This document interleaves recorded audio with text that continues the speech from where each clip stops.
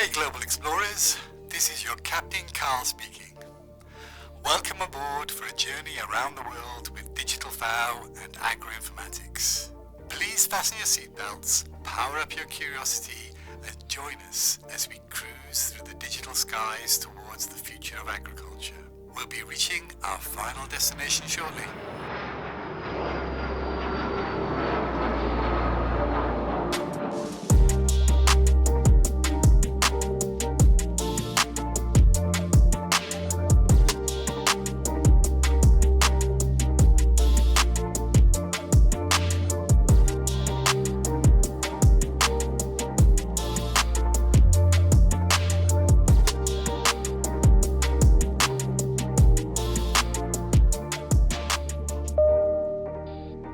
Just a quick announcement before we take off. This session is being recorded so others can catch up at their convenience. For the comfort of all passengers, we kindly ask that you keep your microphone muted unless you're speaking. And if you have any questions during the flight, please feel free to drop them in the chat. Our crew will be happy to address them during our live Q&A. Thanks for joining us, and we hope you enjoy the session.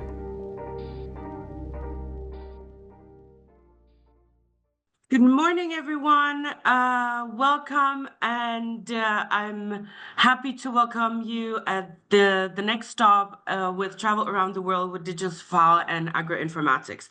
My name is Jana, and I'll be your moderator today. And as we beginning our exciting journey, exploring how digital tools are shaping agriculture research and education, we're stopping at one university at a time. Today's session is brought to you in collaboration with the University of Sydney, and we're absolutely thrilled to have you with us today. I would like everyone to imagine this session as a flight. So our professor, our FAO experts are the captains, and they'll be navigating us through the world of digital agriculture and innovations. And our students giving us presentations, they'll be the crew. So, as you can see, everyone has a cool background. This is part of this initiative. As mentioned in the video, this session is being recorded. The recording link will be shared with everyone later on, so you can share with your colleagues, with your network, and with those who could not join today. I would like to remind everyone to please keep your microphone muted unless you're speaking. There will be a Q&A after all the presentations. So if you want to ask anything to our students, to FAO experts, or the professors, please feel free to put it either in the chat box, or then we will give you the floor so you can have the spotlight as well. If you're having any technical issues, please feel free to message me directly in the chat. I will try to resolve it. If your internet connection is not very well, it's not going good, please try to pause your video. It usually helps. We're again very happy to have you all here during this session. This session is part of FAO's commitment to empowering youth, strengthening the bridge between education and digital tools, and building global connections through innovation and collaborations. Today we will hear from Captain Carl and Captain Diga about Agro-Informatics platform and digital services portfolio, and then students from University of Sydney will provide a presentation on their project in Cambodia. I'm very honored to welcome Professor Salah from the University of Sydney, and we're ready to take off, so over to you, Professor. Thank you, Jana. Well, greetings to everyone and joining us from around the world. It's a pleasure to be part of this truly international initiative. So on behalf of the University of Sydney, I also have with me Dr. Laihor from the Royal University of Agriculture and Dr. Sarot from the Institute of Technology in Cambodia. And we're delighted to welcome you all in this Travel Around the World with Digital FAO and Agro-Informatics workshop series. So this initiative marks an important step towards enhancing global collaboration and fostering innovation in agricultural science. At the University of Sydney, at the Royal University of Agriculture, and at the Institute of Technology in Cambodia, We place a strong emphasis on interdisciplinary learning, and hopefully later you'll hear more about our project that we have together that works in this space. And in our project, we're especially encouraged by the focus on youth. That's one of the big aspects of our project, preparing the next generation with the digital tools, the data literacy, and the systems thinking needed to address the complex challenges of our global food systems. So we're proud to contribute to this effort by supporting students and researchers in becoming leaders in sustainable ag and agri-tech. And the digital resources provided by FAO help bridge that gap between academic research and practical application. So thank you again for being part of this exciting journey, and I now hand over back to our colleagues at FAO. Thank you very much, Captain Salah. I just realized my video was not on, so apologies for that. Thank you very much for the introduction and the opening remarks. I would like to now hand over to our Captain Carl, who will give us a presentation on the agro-informatics. So over to you, Captain Carl. Thank you very much, Jana. Let me share my screen.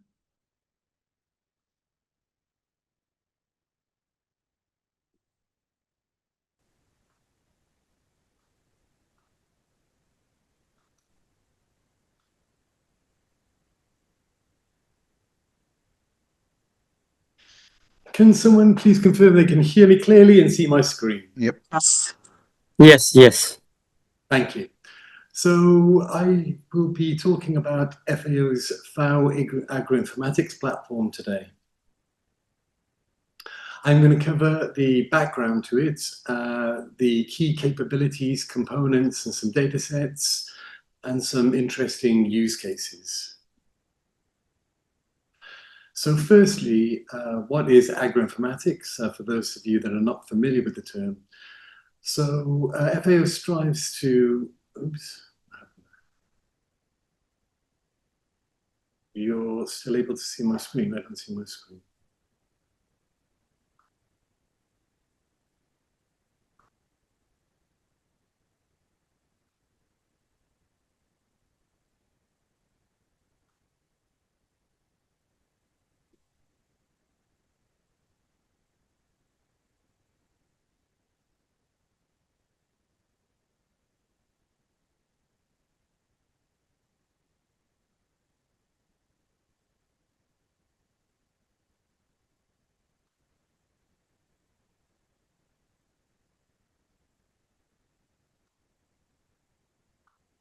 Apologies for that. Small technical detail. I can now see the screen again.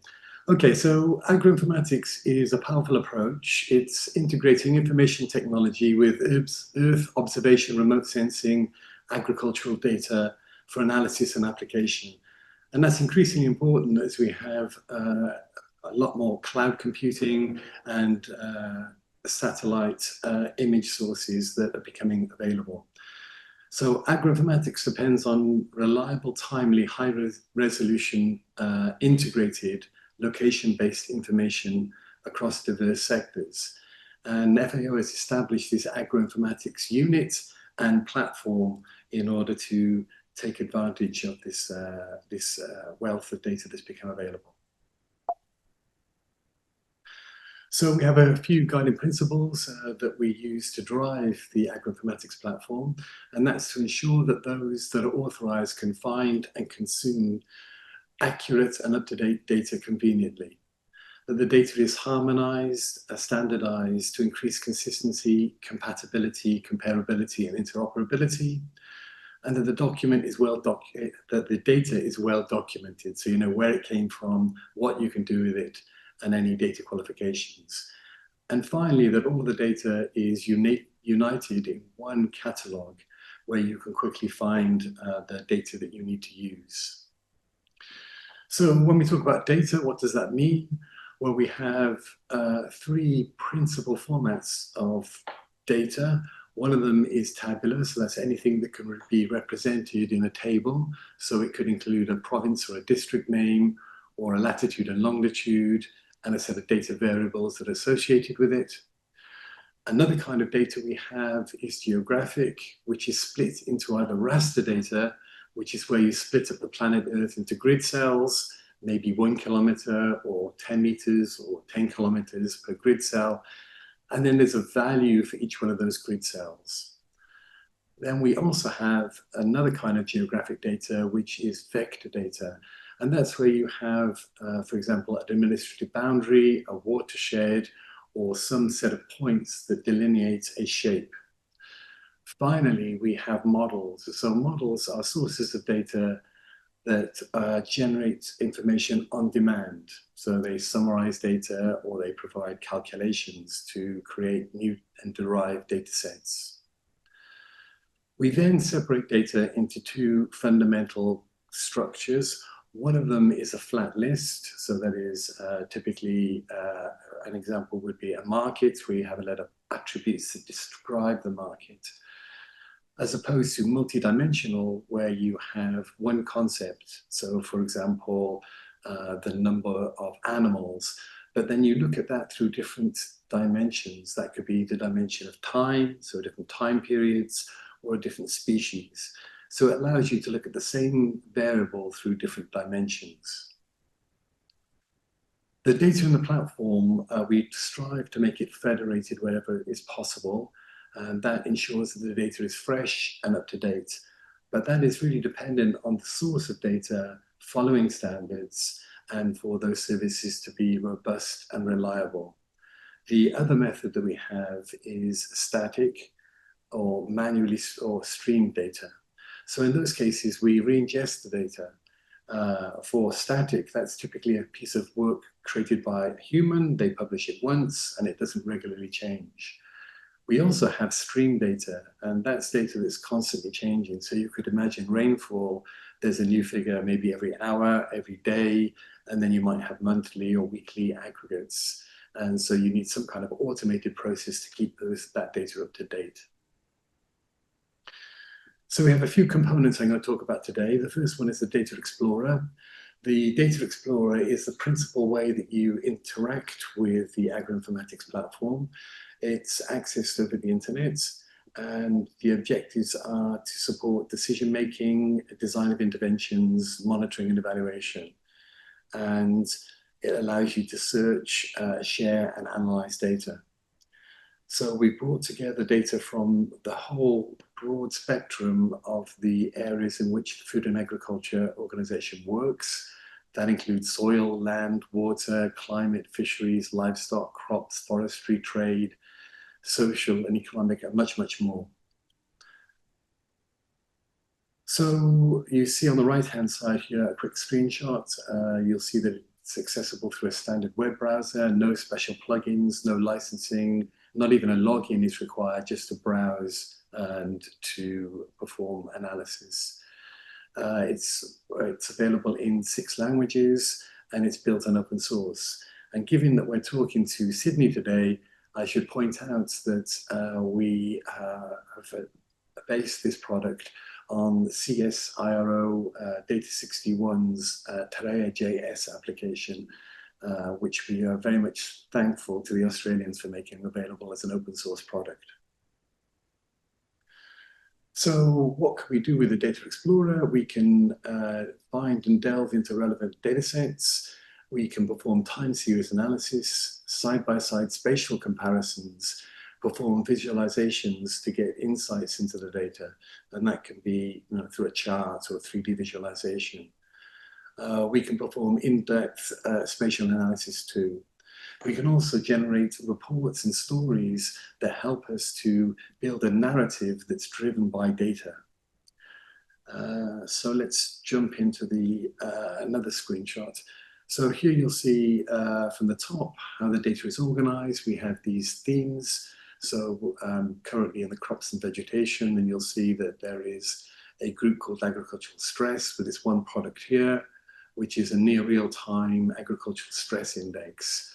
And it's at 1 kilometer and it's updated decadal. So decadal means every 10 days, and it's a global data set. On the right-hand side, we see the metadata record. We'll learn a bit more about that in the next few slides. One other concept that's in the application that is useful to many people is this idea of well-known areas. And these are places on the planet Earth that are used for analysis or some kinds of summarization. So examples include the fish catch areas, hydro sheds, or administrative districts. One important data set we have is in that regard is called the Global Administrative Layers, and that provides you administrative districts at level 1 and level 2 globally that are compliant with the United Nations international boundaries. So that's a very popular data set, and it's available on the platform and can be used in the platform for you to perform your analysis. So this is the current status, and we update this product once per year. So let's talk a little bit about tabular data. Here you can see one example, which is using FAO, which is FAO's flagship statistical database. And here we can choose an item on the left-hand side. So I've chosen cattle, and in this case, it's an annual data set. And if I click on the map, I can see a feature info that will give us a little bit more detail. So the number of cattle in Angola in that particular year. But we can also get a quick spark chart showing the evolution, and we can then expand that spark chart to have a little bit more detail. And then we can quickly compare a few different countries and build up a more complex chart to see how the different countries compare. So this is a standard feature for any data set that supports time in a tabular format within the platform. Equally, it works with any level of boundaries. Another kind of tabular data is where we have a latitude and longitude. So the flagship Empress I animal disease database from FAO is also part of the platform. And here I'm querying it to look at the instances of Rift Valley fever outbreak. And you can see I can get a detailed breakdown. I can jump to find the actual event in the Empress I system, and then I can perform some basic analysis by choosing a particular time period and see the instances change over time, play it as a video, or zoom to a particular date. The same data can be presented in a table, and the table itself can then be used to filter the data that's displayed. So now I'm only showing the cases that were in domestic sheep. And then we can perform some pivot table styles of analysis. So here I'm summarizing by country and by species. And we can view that as a heat map. So we can see in this case, what stands out perhaps here is camels in Mauritania for that particular disease. We strive to make the data into comparable. So here we're able to put two completely distinct data sets. On the left-hand side, we have the density of animals. On the right-hand side, we have human population. In this case, a disease that infects both cattle and humans. And so we can see this immediate comparison. And that can equally be done by looking at the same concept through two different time lenses. So I'm looking at the transpiration in the Bekaa Valley, and I can see that same variable for two different time periods. The data within the platform, you are able to extract and download for your own purpose. So you can do that with a well-known area or by drawing a shape on the map. And then you can download it. So in this case, I've downloaded it and opened it in QGIS. Okay, so we support several backgrounds. So here we can see a satellite image background on the left-hand side, and we can see the land cover classification on the right-hand side. And many of the layers, they come in a two-dimensional format, but we're able to drape that two-dimensional layout over a three-dimensional model that gives us a different view of that same data. We support the ability to share the map that you're currently looking at with other colleagues. You can copy this link and then paste it into an email or your social media, and then they will see the exact same map that remains interactive that you were looking at. And there is also a high quality report, so PDF of what you were looking at that is obviously static. We can build stories to illustrate a particular item that we're interested in. So here we are building a story, we capture the screen, and we add some annotations to it. And it builds up a collection of slides those slides can then be shared as a story with someone else, again through a link that you obtain from the website, and then the user, the recipient of that story, will be able to follow the thought processes that you went through. So here I'm saying travel time, cost to a major city. I'm adding some annotations, and then the recipient will see them, and the map again remains interactive. So the other key component we have is analysis of models. So they transform data. Typically, it's raster data in this format, and they are reducing the data. So you can imagine if we had the area of Sydney, and we wanted to have the minimum or the maximum or the median rainfall, then we would be able to summarize that area and get that result back. We can also perform complex calculations by looking at the long-term averages, or maybe applying a mask of built-up areas.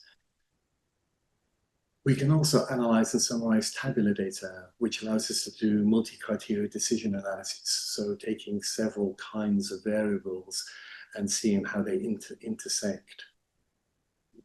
And finally, we are working at the moment, we have some of this available, but there's a lot more coming soon, to have advanced analytical workflows. And that allows you to connect together many different models.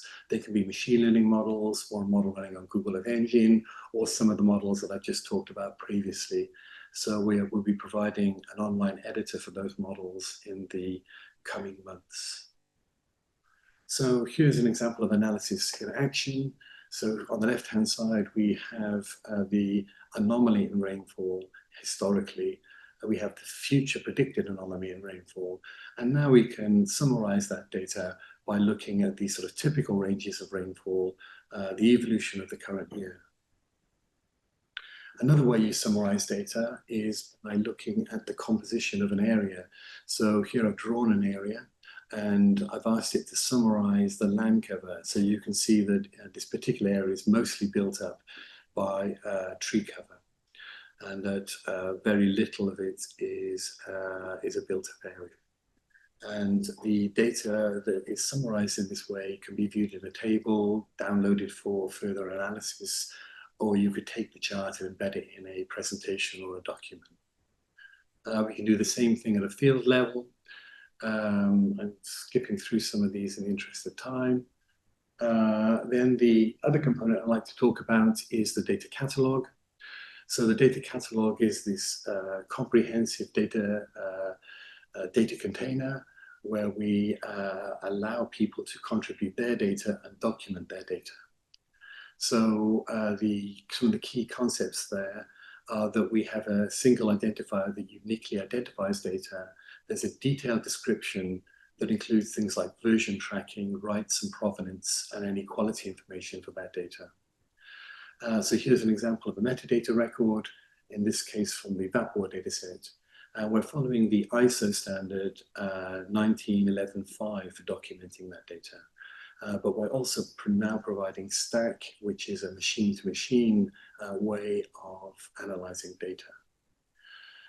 We presently have over 2 million layers, 5,000 datasets from 210 contributors from 90 organizations. Okay, I'm running out of time a little bit, but I'll just pick a few key use cases here. Datasets that I wanted to stress. We have the VAPOR dataset, and that's important because it has many different variables. It relates to SDG 6.4 and it allows you to calculate water productivity. So that's how much can you grow for an amount of water. So it allows you to look how efficient your agricultural systems are. We also have the agroecological zoning, and that allows you to look at the potential for 50 crops in different climate scenarios and different agricultural management systems. So that is, again, a very popular data set that we have on the platform. We also have the agricultural stress monitoring. And so with this, you can look at near real-time evaluation of how grassland and crops are growing in that particular period. Is there much more I want to cover here? I'll skip this one. We also have data on soil, ecosystem restoration, quite a detailed analysis that we've done in collaboration with the University of Twente that provides information on the structure of the urban-rural areas. So I'll skip some of these other than to say that the data is available through APIs. The APIs come with Swagger documentation, and therefore you're able as a data scientist to pull out and use some of the data. For example, this is in Python in a notebook. And that is the end of my presentation today. And thank you very much for being here. Thank you very much, Captain Carl. I think this was an excellent overview of what the Agro-Informatics platform is offering. I've been sharing the links to the website and as well to the Agro-Informatics app itself in the chat. So feel free to try it, to use it, and to apply any kind of information that Carl has shared with us today. So now I'm turning over to our Captain Diga. He will give us a brief overview and a live demo of the digital services portfolio, which goes hand in hand with the Agro-Informatics platform. So thank you very much, Carl, and over to you, Captain Diga. Hi, good morning, good afternoon, everybody. Can you confirm that you can see my... Yes, we can. Thank you. Yes. Yes. Fantastic. So again, thank you for joining us, and I'm very happy to share this presentation of our product. Digital services portfolio is a technical framework that allows implementation of mobile application in a particular countries to support to complement and support the extension services. So the idea originally was conceived for Africa, but then it was expanded, and currently we are live in 13 countries across pretty much all the continents, in many different regions. And what I'm doing here is presenting live application which we use for presentations. And this application is available in 6 official UN languages. But in country implementations, obviously, we implement it in a local language with sometimes even many local dialects. One of the records is in Senegal, where we implemented it in French as well as in all major 6 local dialects. And originally, the idea was conceived for main areas of agriculture, so crop production, livestock keeping. Then we know that smallholder farmers need the information about the markets and information about the prices, etc. And one of the original themes is also in NutriFood, which is oriented towards the practices and activities that take post-harvest, post-kill to maintain the nutritional value of the products from farm to consumer. So I'll go quickly through these original themes, and then we'll present the advances that have taken place in the last 6 years of this application. So weather and crop calendar obviously speaks for itself. We provide the 10-day forecast based on the GPS location of the user. Next, we have advisory, which is usually used by the agromat services to deal with the climatic effects on crop calendars and crop production schedules, sort of. And this is an area which is used by these services to usually, in most countries, publish 10-day, 30-day bill of forecasts, where there is a combination of the description of impact of weather forecast on activities that take place within that period. Next, we have the crop calendar, and this is connected to our global crop calendar tool, which then contains information about particular crops which are of interest within that country. So here we provide the basic information about the crop. As you can see, the basic information about the crop calendar. We here you can see the two main sort of activities, sowing to harvesting, but it can be expanded based on information available on the ground. Here I have to mention that usually we have to work together with the local stakeholders because the technical framework has to be enriched with the content which is locally important and, shall we say, needed based on requirements for the country. And then we have the advisory of activities that take place during the crop production. As you can see, the messages are key, what we call key messages are in a form of text usually, and that's a challenge sort of to translate the technical knowledge into the short, actionable, and digestible messages. The text message in the application can be complemented with an audio, video, image, or the link to additional information if necessary.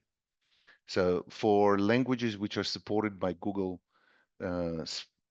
text-to-speech, we can create the audio files automatically, and obviously video and links and images have to be populated by local stakeholders who are in charge of the content and who can enrich content as the time goes by. So throughout the application, the format of these key messages is standard. It's the information, the organization of the information has been tested a number of times, and we have conducted a number of workshops to evaluate the usefulness and ease of use of this application. We try to keep it as simple as possible, but flexible enough to expand the application with the content which is deemed necessary within the context of the project of the country, etc. As you can see, we can also identify who is providing the information to give the full credit to the local stakeholders who are involved together with us in the implementation. The Agro marketplace is one of the most challenging, as here we need to have a price information for commodities in the different markets. By default, it's connected to another FAO tool, FPMA, and we provide information automatically from there. And obviously, if there is that information available within in a country, either electronically or in the spreadsheets, we have both capabilities in the tool to give a possibility to upload these prices if necessary from the spreadsheets, etc. As you can see, the information is organized into dimensions based on commodities, and we can view the information about the particular commodity. And here, if there is information, you would see the prices in different markets, or based on particular market for all the commodities available within that market. Obviously, this is a general information for Italy. We don't have that. But in the countries where we have these implementations successful, you can see information in different markets. And then, as I mentioned, in NutriFood, which is an information for the smallholders to be used.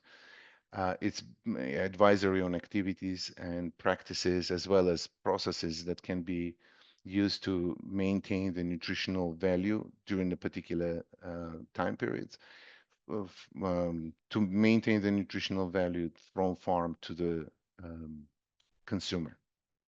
So as we were going along in different implementations, we had different need for, as I mentioned, this application is quite flexible, and we can sort of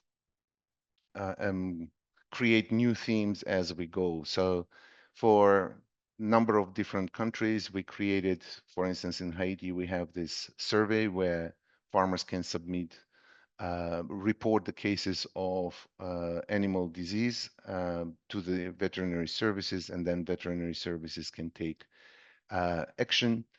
Animal feed, which is about calculating the mix for the milk production based on available byproducts of the agriculture. And here we have a sort of standard calculator, and just recently we created a machine learning model to assist with the easier calculations, where you can just provide the information about the byproducts available to you, and then system will calculate the best possible mix to achieve the particular result, production, milk production levels. Aquaculture in Tanzania, this is where actually you can see the images were populated to support the information for the farmers in different areas of aquaculture, so the ponds, the capture fishing, etc. And insect recognition for Georgia, where we help to recognize the insects on the crops and provide the information on how to deal with them, about pest management, and different practices from pesticides to sort of organic tips and so sort of chemical and non-chemical ways to deal with that. And the last but not least is point of interest, which is sort of built like a based on Google Maps services. And this is to provide information about number of different services required for the smallholders within the context of the country. So this particular implementation is from Kazakhstan, thus in Russian, but basically this is to give an information about location and services provided in that point. For this particular case, this is pharmacies and clinics, veterinary pharmacies and clinics, but this service can actually be used to provide information about any services, starting from agro dealers, mechanization services, financing, etc., to give the location as well as a list of services that this location, this particular point is providing. I've been reminding that I'm running out of time. I stop here and looking forward to the questions. Thank you very much. And I hand over to Jana. Thank you. Thank you very much, Captain Diga. I think that was a great live demo of how the digital services portfolio work. I have shared as well the links to the official website in the chat. On the right side panel, there are links directly to the download links for the apps. So it's mobile friendly as well. You are more than welcome to try it yourselves. Now I would like to turn to our incredible students and the crew from University of Sydney. They will be sharing how they're using AI and smart mechanization in their projects in Cambodia. So I would like to welcome Professor Sala one more time and our great students. I would like to remind our participants, if you have any questions, please feel free to write it either in the chat or then we will give you the floor during the Q&A session. So over to you, Captain Sala, and to the amazing crew. Thank you. Over to you. Thank you, Jan, and thank you Diego and Penny. That was fantastic presentations and seeing what the work that's been doing with FAO.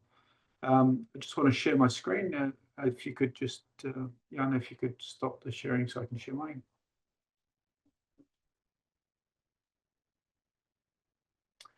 Okay. Can you see that? Yes, we can. Yes, we can. Yes. Good. I just need to find out where it disappeared to. There we go. Okay. Well, thank you, everyone. It's a really good opportunity for us and a great honor for us to be able to present the work that we're doing. I'm going to touch a little bit on the work that's happening at the University of Sydney over the last 15 years in this space, and then talk about a current project that we have in collaboration with my two colleagues here and the work that we're doing in that space. So just by background, we come from at the University of Sydney, I come from an engineering background, so I'm not from agriculture, I come from engineering, and our focus over the last almost 20 years has been in ag tech with a focus on agro-robotics. And what we've been really interested in is how we can build small, lightweight, solar electric robots that can be used in small kind of agriculture settings, not large agriculture settings. Some of this is in Australia, but some of this also we've had the opportunity to be able to showcase our technology and use our technology in places like Fiji, in Samoa, in Indonesia, and also many places in outback Australia, in the rural Australia, who are also small. There can be very much smallholder farmers there as well. The focus for us has been, if we can build these small platforms, can they change the lives of smallholder farmers? Would they be able to support the lives of smallholder farmers? And obviously, we all come from, maybe we come from a technology background, and there's always that challenge about, is the technology too expensive? Is it too hard to use? How can smallholder farmers use it? What's the supply chain look like? Can they be maintained? Can they be serviced? What's the education required? These are all fascinating questions in this socioeconomic space that impacts on how the technology comes through. And hopefully in this presentation, when we hear some of the students, you'll see some of that work. If you look at how ag robotics and AI can support the SDG goals, there's a number of different goals there. They probably touch on all of them, but I've just highlighted some of the main ones here in terms of what can happen. Everything from reducing production costs, that's a potential, reducing labor costs. In many smallholder farmer situations, labor cost is not the issue, but it's more about labor availability. It's not always easy to find labor that will work on farm all the time. But more importantly around that labor aspect is like the youth as well. Many, as we know, youth want to not have anything to do with agriculture. They prefer not to work on a farm. But what we're finding is that with the introduction of this type of technology, more youth want to come back to farm. And there's many other aspects as well, from reduction of inputs, reduction of fertilizers, reduction of water, for example, being able to generate new business models, etc. There's a wide range of different aspects. But what I wanted to touch on is the work that we are doing now with our partners in Cambodia. If Dr. Laiho, if you could just say hello and where you're from.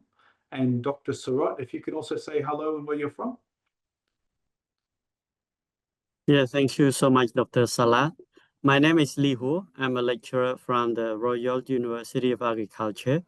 It is my great pleasure to join the journey organized by FAO, and I'm so excited to be part of the electric two-wheel tractor supported by ACR and in collaboration with the University of Sydney. Thank you. Yeah, my pleasure to join the event today. All right, so hello everyone. My name is Srang Sarat. Currently, I'm assistant professor from the Institute of Technology of Cambodia, and I'm also the head of Dynamic and Control Laboratory, where I have a research activity related to robotics and a little bit of aerospace like drone. So it's my pleasure to be part of this initiative. Thank you. Thank you, Dr. Surat, and thank you, Dr. Liho. We also later on will introduce students that will be presenting here today. But the project that we're talking about is this one that you see on your screen now. It's the electrification of two-wheel tractors and smart mechanization for precision agriculture, and our focus is in Cambodia. And that's why we have this joint project between the University of Sydney, the Royal University of Agriculture in Cambodia, and the Institute of Technology in Cambodia. And in addition to the research and the education, there's also the implementation. The photo that you see here is an example of us taking one of our robots and taking it to Cambodia and having many of the researchers and the students interact with that robot and use the robot. And it's been there now for about 6 months on farm. And the idea is to learn about how this technology works, even if this technology is not ready for it yet. So the idea is to understand maybe the future vision of what's capable, and then to take a step back and say, what do we have now and how do we build up towards that space? So there's as you can see here, there's 3 different partners: University of Sydney, Royal University of Agriculture, and the Institute of Technology in Cambodia. And we're funded by the Australian Centre for International Agricultural Research. It's a 5-year project. And there's a few words here, many words here, but you can see there what the title of the project is. But the aims, there's 2 main aims. One is to build the technology, and we've underscored that word and put that word and socioeconomic foundations. It's so important that the socioeconomic foundations are understood well in order for the technology to come through. So that's an important element of that process. So what we want to do is design, manufacture, and field evaluate electric and smart 2-wheel tractors, and I'll talk a little bit more about that. And then evaluate their potential to enhance sustainability and productivity of Cambodian agriculture. So they're the 2 main aims. As I mentioned, it's a 5-year project. There's University of Sydney, the Ministry of Agriculture in Cambodia, the Institute of Technology, the Royal University of Agriculture, and also Engineers Without Borders in Cambodia. So by way of background, everyone should know what a 2-wheel tractor is. They've helped smallholder farmers on farm for a few years now, but there's a few challenges that happens. You know, when you introduce 2-wheel tractors onto farms, you have quite a substantial issue around operations and maintenance. But fundamentally, one of the key things that you see around the world is many smallholder farmers are women. And when you deal with these 2-wheel tractors, it becomes a very, very significant problem, right? The diesel or the petrol engines that are on these can be quite heavy, vibrate a lot. Chemicals, the exhaust that comes back, there's a lot of pollution. They're heavy, so there's soil compaction, a lot of vibration. And so one of the questions is, can you take existing 2-wheel tractors, can you take the motor off, and then can you add batteries and motors and start to electrify it? And if you can electrify it, then you can start to add smart tools, mechanization tools, AI tools, etc., because everything's electric, it's cleaner, it's easier to use. But when you do this, there's a few things you have to worry about. You have to worry about this. You've taken off the engine, so you have to worry about the CG location. You have to worry about the maneuverability. There's many technical issues that you have to look at. And surrounding all that, there's the socioeconomic issues.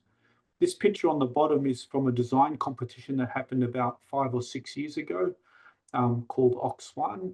And it just shows you what the potential is. If you can electrify it, solar electric on farm, wind electric on farm, there's much potential there that you can do in that space. So this is my last slide, and then we'll move to the students.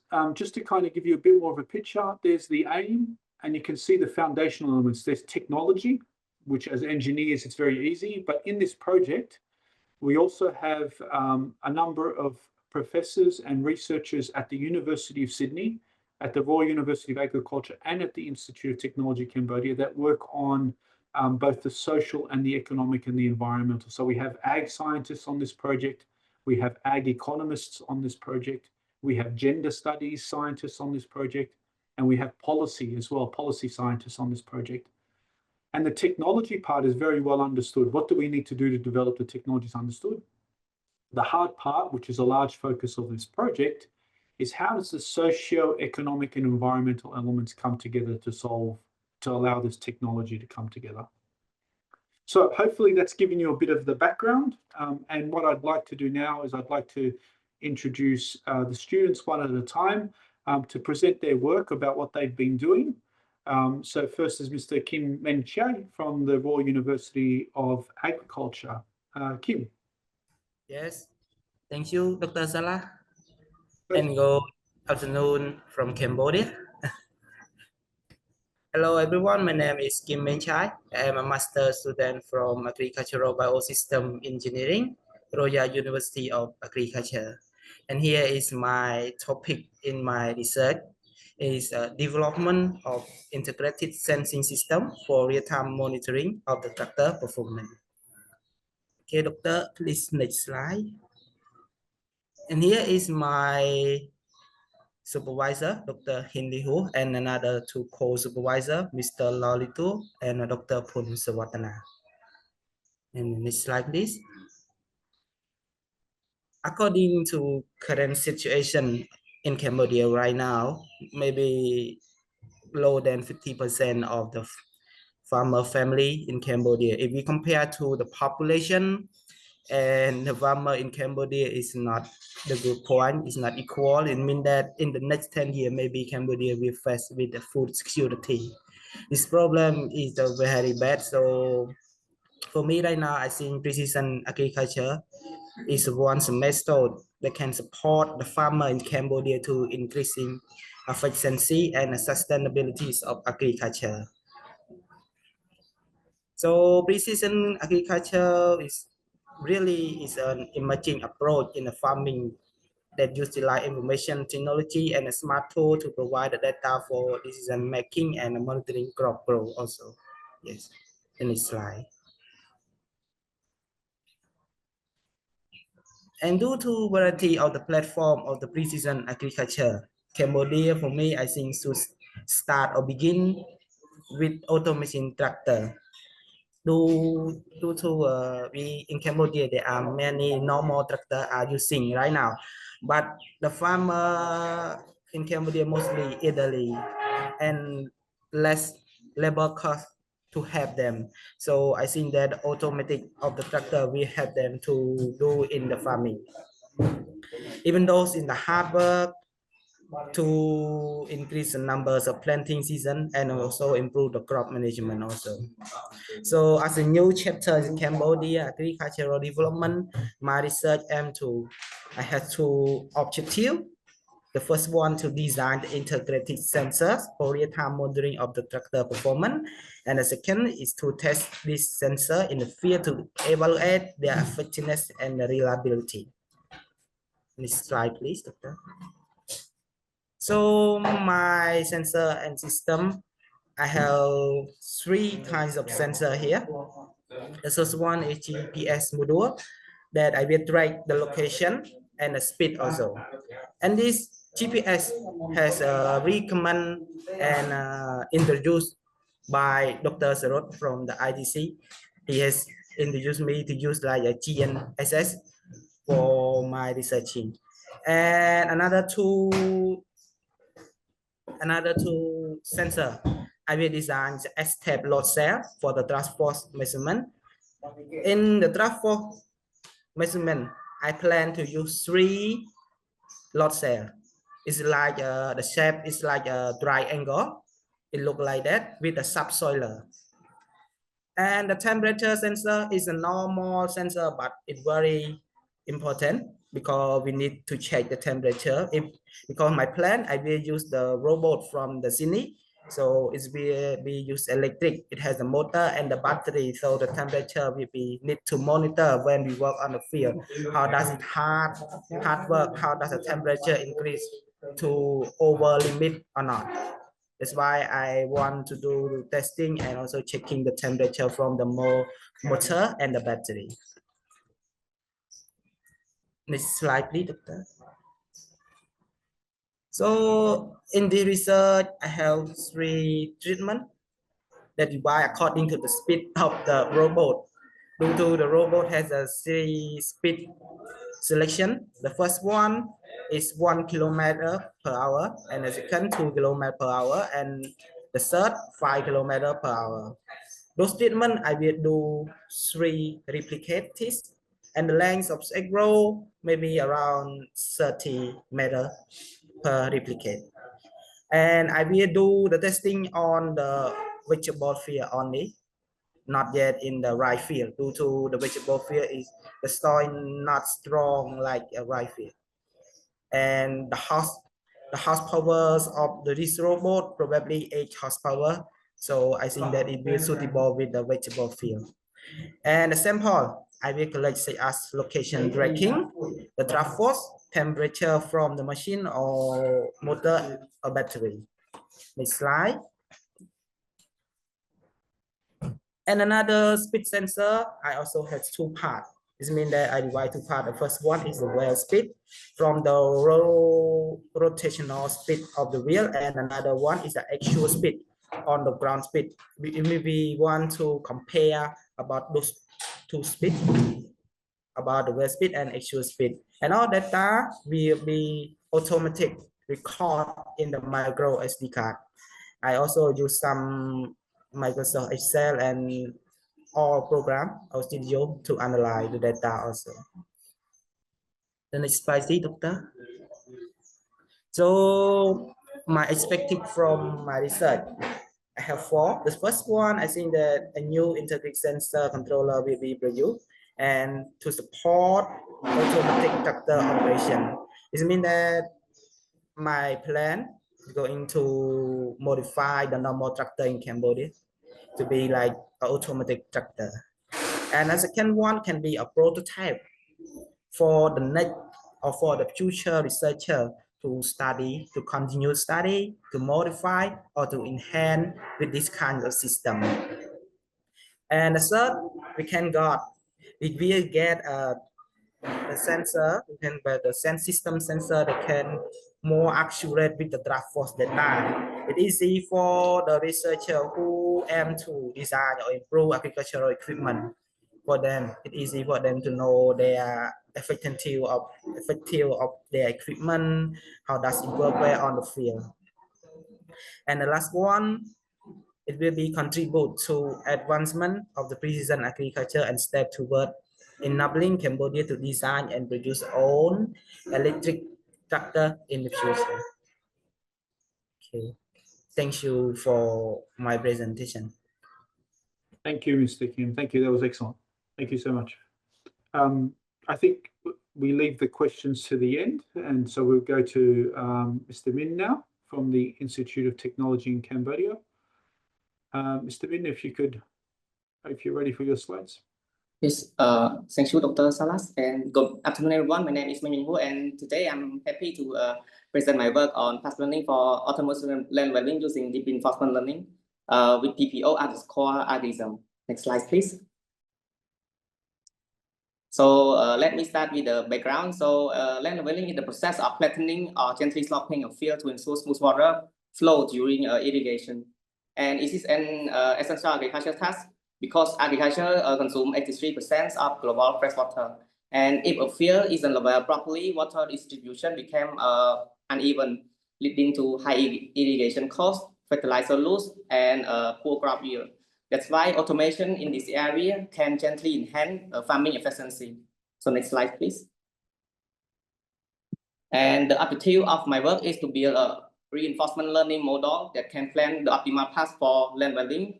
And the goal are twofold. First, reduce the distance the robot travels. Second, minimize the amount of soil it needs to move. Together, this leads to more energy efficient and effective leveling process. Next slide. And the methodology involves 3 main components. First, I set up a custom simulation environment representing terrain as a grid. And second, I implemented a PPO-based reinforcement learning pipeline. And third, I evaluated the agent performance on both seen and unseen terrain to assess the learning and generalization. Next slide, please. And here is how I set up my simulation. So This simulation is grid-based, consisting of a 20 by 20 grid over a 10 by 10 meter area, and it cell contains elevation value representing the soil height at that point. And the agent, our virtual robot, can take 10 discrete action. It can move X direction, and it can either cut or fill soil to adjust elevation. And the setup mimics the basic function of real autonomous leveling robot. So next slide, please. And this is how the reinforcement learning works. So the agent interact with the environment by choosing the action, by choosing the action and receive feedback in the form of action and lead to better leveling.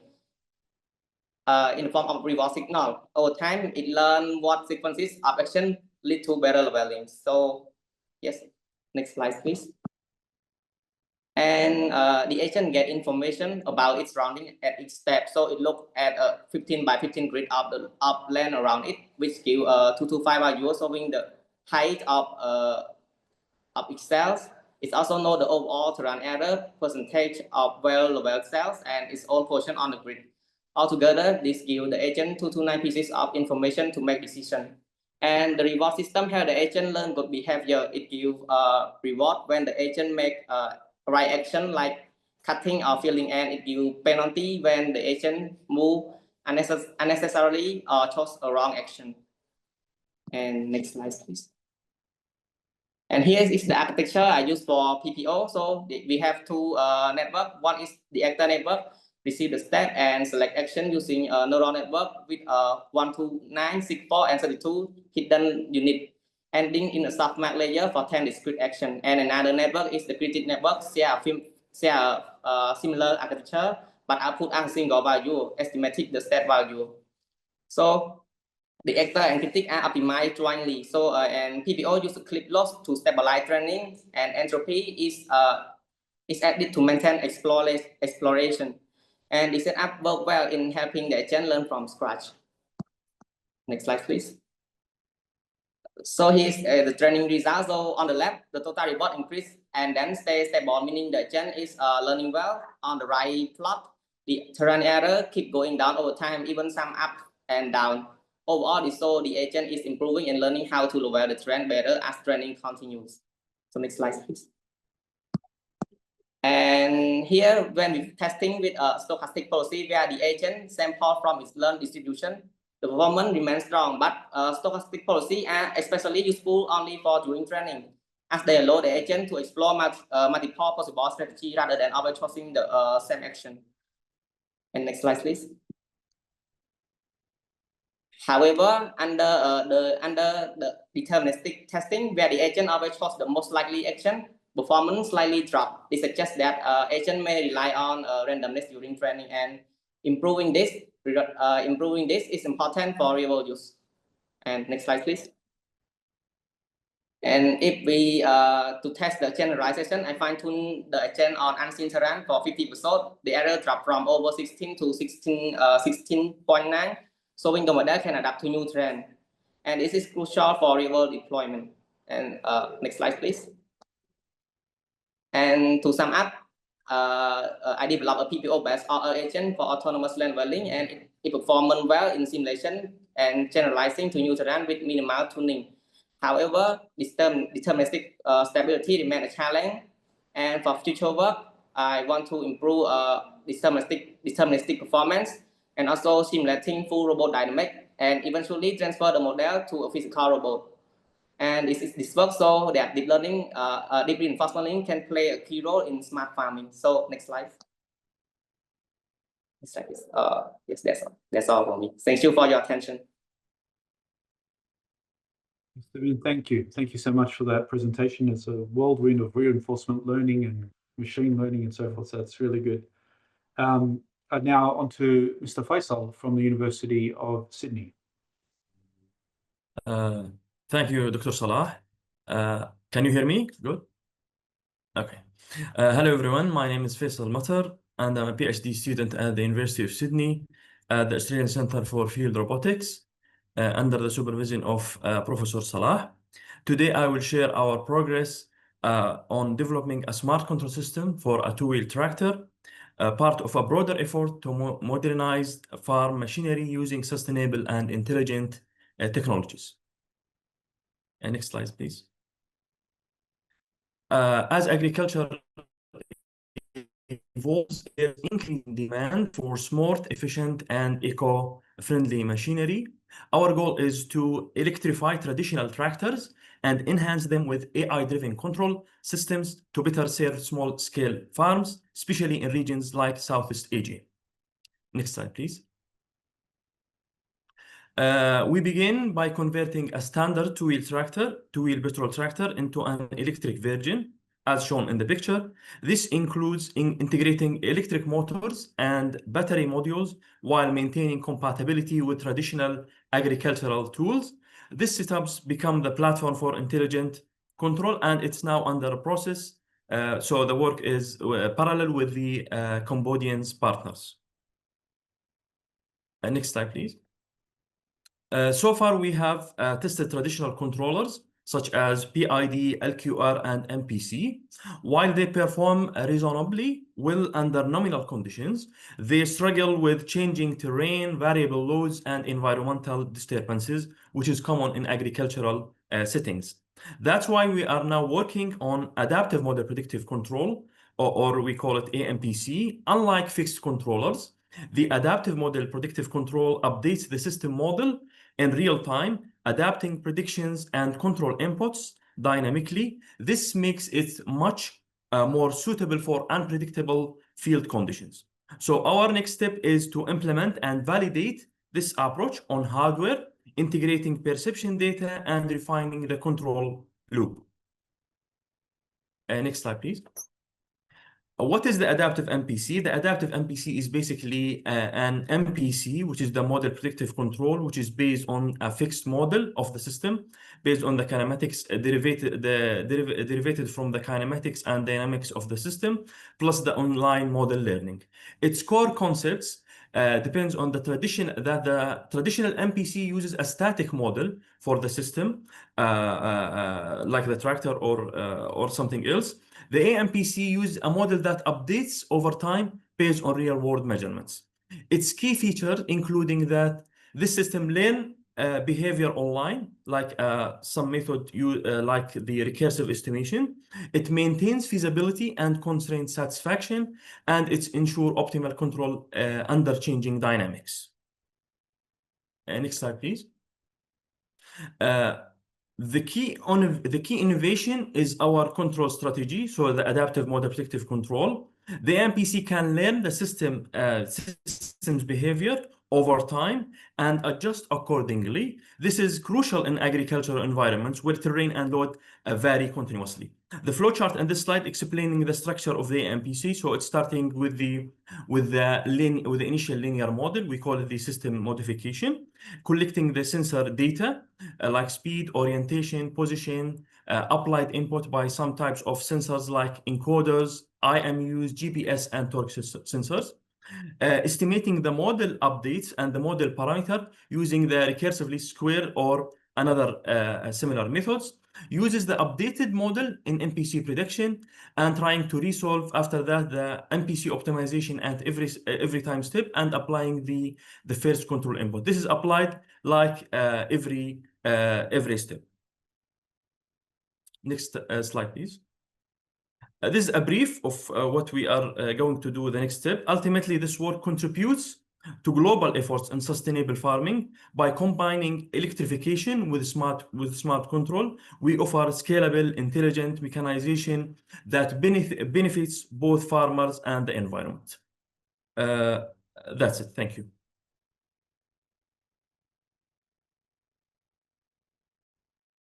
Thank you, Mr. Faisal. Thank you for that. Thank you.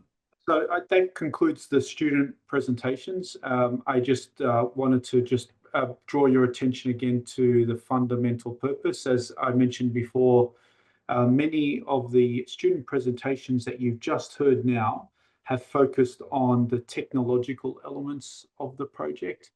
But there is another set of activity around the socio-economic aspects as well. We've done a number of workshops with farmers in Cambodia, tried to understand their needs and their requirements. We've also tried to also had a number of different pain point workshops with female farmers, women farmers, to understand what they would like to see if there was something like this that was helping them in their technology. We're also talking to manufacturers to understand what the how, if you were to deliver this type of technology, how would it get built in somewhere like Cambodia? What does the supply chain process look like, and what does the maintenance process look like? And fundamentally, the goal, as I mentioned earlier before, was to be able to take existing two-wheel tractors, so taking what exists now and training engineers and technicians to electrify them. And by electrifying them, we can then start to add the smart mechanization and the AI systems that you've heard from the students today. So that concludes our talk. Thank you very much for FAO for giving us this opportunity. And thank you to the audience for devoting some of your time to listen to the whole team and what they've been presenting. Thank you very much, Captain Salah and our amazing crew. I think these presentations were very inspiring and very insightful. And I think it's very clear that the future of agriculture is in very capable hands. Now I would like to move to the Q&A session. We will open the floor for some questions. I would like to introduce my colleague, Elena, who will be the Q&A navigator. But first, we have a very special guest speaker today. I would like to introduce my very good friend and amazing colleague, Ms. Dada Bakudo. Just a quick introduction of her very wide experience and wide portfolio in the agricultural system. Dada is a climate policy and sustainable agriculture expert. She has more than 20 years of international experience. She leads network and partnership building in the FAO Asia Pacific. She has worked as senior advisor to the UAE COP28 presidency and to the ASEAN on agri-food systems. She advises ASEAN on climate finance, land use, and climate smart agriculture. She is affiliated researcher at the Stockholm Environment Institute and has worked with FAO, UNFCCC, GIZ, and many others. She has as well co-chaired the Global Alliance for Climate Smart Agriculture and contributed to the COP28 UAE Declaration on Agriculture and Climate. Oof, Dada, that is so much. That's a lot, Yana. That's a lot, but we're very happy and grateful to have you here today. We would love to hear from you. What do you think about today's session? Is there anything you would like to share with us? And really, thank you so much for being here with us. Over to you. Thank you, Yana, and thank you so much for the opportunity to give a few words to this really valuable event that really talks about such important topics as the youth, digital innovation, and sustainable agriculture. So good afternoon, good morning, good evening to everyone around here. I hope you are all enjoying your flight around the world. Real pleasure to be with you today. Thank you, Yana. Thank you to the organizers for bringing us together for this super important topic. So as mentioned, as someone who has worked in climate and agriculture policy for many years, I'm constantly reminded that the most powerful drivers of change are often the youngest amongst us. And it's actually the biggest issue with agriculture. The youth are quite absent in agriculture. And so this has been very encouraging to see the role that youth has as our future decision makers, as our innovators, researchers, farmers, and entrepreneurs, already leading the way in rethinking how we produce, manage, and sustain our food systems.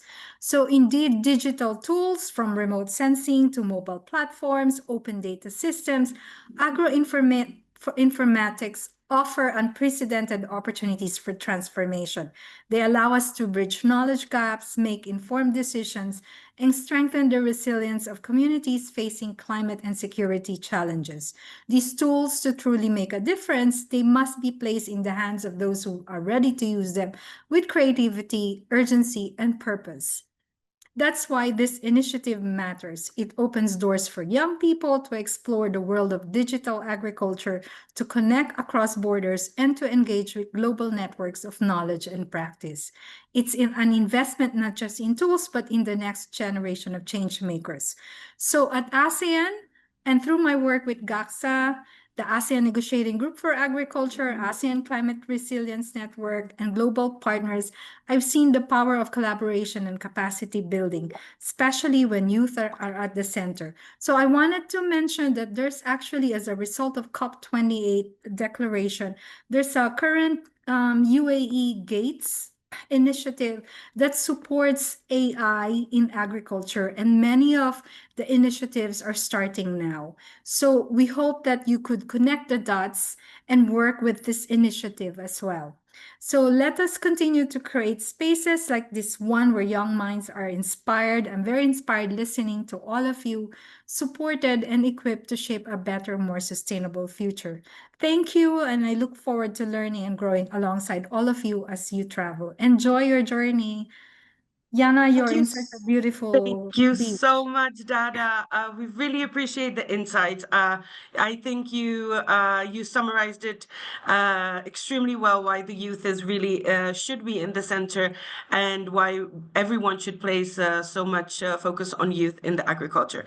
So, Dada, really thank you so much. We appreciate your presence today, and we're very honored to have you here. I would like to now pass the mic to my colleague Elena, who is the moderator for the Q&A. So over to you, Elena. Thank you so much, Dada. Nice seeing you again. And thank you to our great moderator, Yana, for her excellent work. And huge thank you to the crew from University of Sydney. Your passion, creativity, and knowledge are truly inspiring. And it's been a privilege to hear about the exciting developments you're bringing to the world of agriculture. Now we are moving into the next step of our event, questions and open discussion. This is your chance to engage with the ideas shared, ask questions, and dive deeper into the topics that have sparked your curiosity. I encourage everyone to be as interactive as possible. This is a space for dialogue, so feel free to share your thoughts, reflections, and of course, questions for our student presenters and FAO experts. We'll take questions one at a time, so please raise your virtual hand if you have something you'd like to ask, or feel free to type your questions in the chat. So I would like to start with the first question that was sent in a chat from Asad Bori, and the question is for Faisal and Kim. I will read out the question, which is it economically supportable for smallholder farmers to transform classic tractors to electric ones? What about electricity sources? And does it require internet or GSM connections to implement what they designed? Can I answer? Yes, of course. Thank you. Thanks, Asad. I think it should be economically viable in the long term, especially when considering the reduced fuel and maintenance costs. And the system is designed to be like flexible and adaptable to different electricity sources, like battery swapping or maybe solar energy. And actually, the connection depends on the application. Should be yes. Thank you, Salah. Asad, feel free to raise your hand if you would like to ask additional questions. Meanwhile, we got a second question from Felicia. How do we incorporate the researcher in LMCs and rural farmers with this agri-tech, since they are part of agri-sector? That's a good question. I've got some views, but maybe Dr. Sarat and Dr. Laiho, because you're more connected. So the question is about in low middle income countries, how do we incorporate more of the researcher with agri-tech? Because you're obviously part of the agri-tech sector. So what do you think is the best ways of introducing both the researcher and the farmers into this process? Yeah, thank you so much, Dr. Salah. Actually, I just want to respond to these two questions a bit. First of all, I just want to respond to Asad, the previous question. Actually, I can say now we are in the process of absorbing modern technologies adopted around the world, and Cambodia should use that opportunity to equip ourselves with enough knowledge to modify or electrify two-wheel tractors, although it's not economical in the short run, but in the long run, we can benefit from that technology. And at the same time, we can make sure students, researchers, and people in Cambodia know what is electric two-wheel tractor about, and how can we prepare ourselves for future maintenance and operation. And in regard to the second question, actually, agri-tech is very important, especially in the case of Cambodia. I can just tell you a bit about the GDP that we get from agriculture. It is still a lot. It is more than 20%. And more than 40% of people who live in Cambodia are still heavily engaged in agriculture, and they use a lot of labor and time and money to invest in their farming practices. If we don't have, up-to-date technologies, of course, the technologies can be very sophisticated for farmers, but still, as a researcher or for a future plan, we should know or be able to use technologies that are convenient later on for farmers. That's why we need to incorporate modern technologies in agriculture in a way that we can ensure prosperous livelihoods or high incomes. This is my response, and I feel free to answer more. Yeah, thank you. Thank you, Dr. Lee Horn. Dr. Searle? Okay, so I will try my best to answer. I'm not sure if I understand the question correctly, but I try to answer first. So I say from my personal observation, a researcher in the university like ITC, so we have several fields of engineering. So usually those researchers start to work on start to do research based on their personal interests, based on their own background. But over time, I have seen that the shift of interest toward agriculture, because agri-tech actually, the technology space is huge. If we consider implementing autonomous automation, smart mechanization, even artificial intelligence. So actually now many researchers in different fields start to have interest applying what they have been working on to agriculture. And the key driver is also the grant. If ministry have some grant that is designed or that make condition that the research has to be in the application of agriculture, then we can really engage more and more researchers. That's what I have observed so far. Yeah, that's my Thank you, answer. Thank you, Dr. Searle.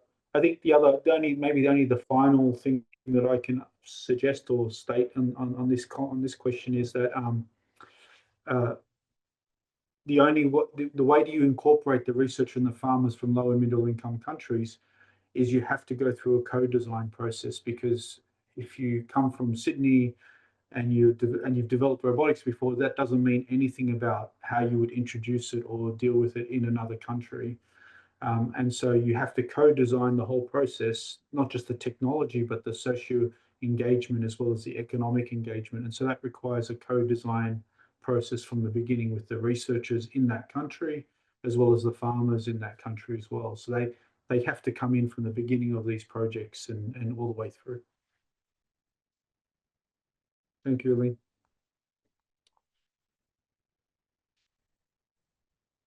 Thank you so much. Thank you, professors, for responding to this question. There are no more questions in the chat, but I remind you to feel free to raise your hand if you have any questions. We're close to closing the workshop, but we definitely can have 1 more minute for another question.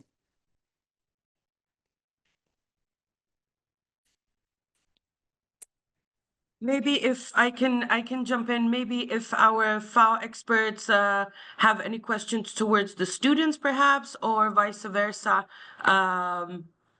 you can ask whatever you want.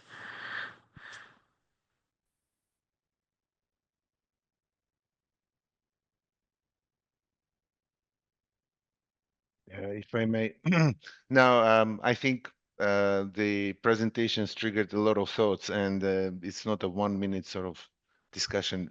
But if I may, I think the work you guys are doing is amazing, and really,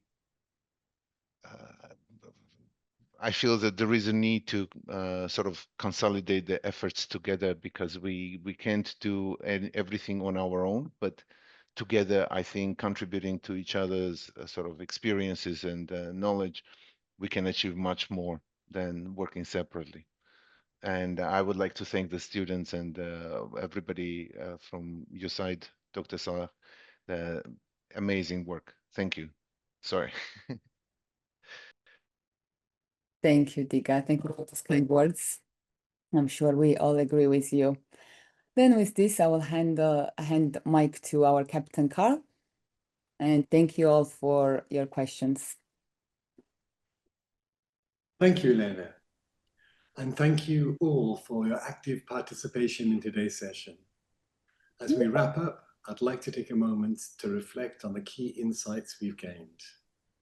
Firstly, it's evident that the future of agriculture is not just about technology, it's about creativity, sustainability, and a deep connection to the land. The ideas we've heard today show how these elements can come together to create solutions that are not only innovative, but also practical and impactful. We've also seen how collaboration, whether through global partnerships or local initiatives, is a key way in tackling the challenges ahead. The conversations we've had remind us that we're all part of a shared journey towards a more sustainable and resilient future for agriculture. Thank you once again to Professor Salah Sukaraya, his collaborators and students, to Imelda, Jana, and everyone involved. It's been an inspiring experience, and I'm excited for what lies ahead in the series of Travel Around the World workshops. With that said, over to Captain Diga.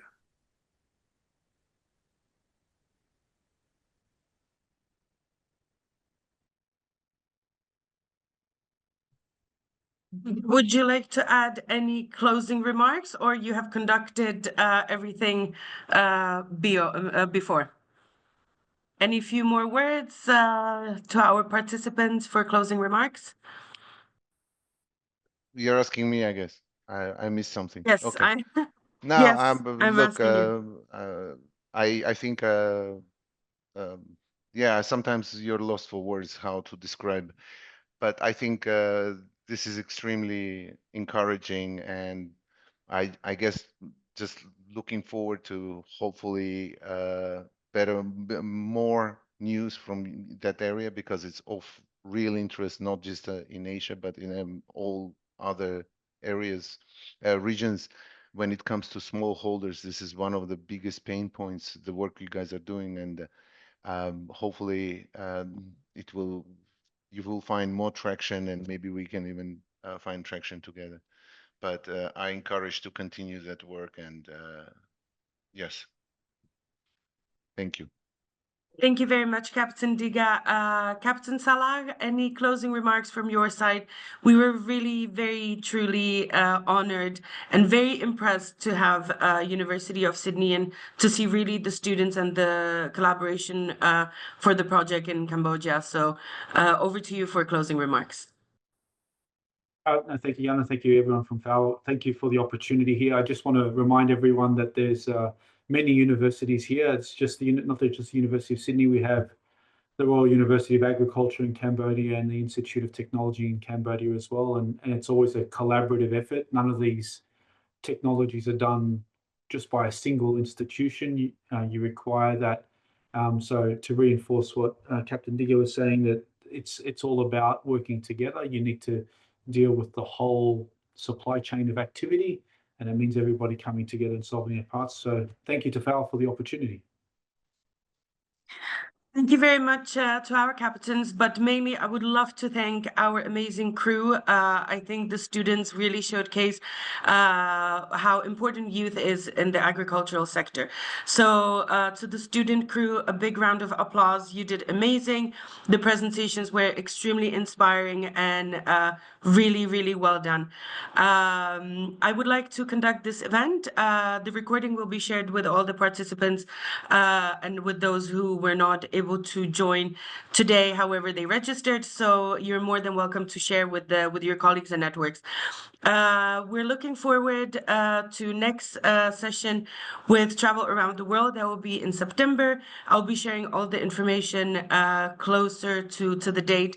I think we're all ready for some summer holidays, so that's why there's no session in August, but we'll be back fully energized in September with more universities, with more collaborations, and with more inspirative focus from the youth. So thank you very much, everyone. Have a lovely evening, lovely day, wherever you're from where you joined. And thank you very much. Enjoy your summer break, and we're looking forward to seeing you in September.